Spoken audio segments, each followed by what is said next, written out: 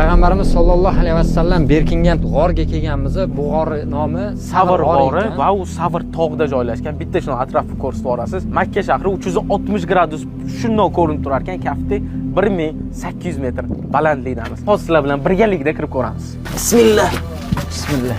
Qaranglar, mana bu yoqlarda ham odamlar yozib ketishgan, nimalar yozishgan, o'zliklarini ismlarini yozishganmi bilmaymiz, lekin shuni o'tirib, mana shu joyga kirganingizdan shuni sakinat bosadi. Bu joyda nima bo'lgan? Makka mushriklari payg'ambarimiz sollallohu alayhi vasallam va Abu Bakr Siddiqni quvlab kelgan paytlari ular mana shu g'orga kirib berkinishgan. Shunaqa darajaga yetib borganki, ular shuni egilib oyog'ini tagiga qaraganda ko'rib qolish bo'lgan holat bo'lgan, lekin Allohning fazli marhamati bilan ular topisha olmagan va 3 kun shu joyda jon saqlab, oxir oqibat sog' salomat chiqib ketishgan. Ya Alloh, shu joylarga yetkazganing o'zingga behisob shukr.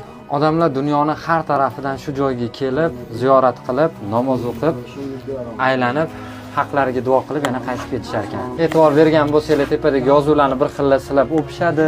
Ya'ni payg'ambarimiz sollallohu alayhi vasallamga o'sha 3 kun boshpana bo'lib, Alloh fazli bilan 3 kun himoya qilganini hisobiga kim bilan kelishlikni niyat qilgan bo'lsangiz shu joyga, hammaga demayman, eng yaqin insonlaringizga jo'natib qo'ying. Inshaalloh shu yil oxirigacha, balki shu yaqin kunlarda Allohning baytiga kelgan paytingizda обязательно shu joyga kirib o'tinglar. Nasib qilsa hammaga. Bu joy haqida yana nimalarni bilasizlar? Yozib qoldiringlar. Like bosishdan chiqmasin. Hammaga rahmat.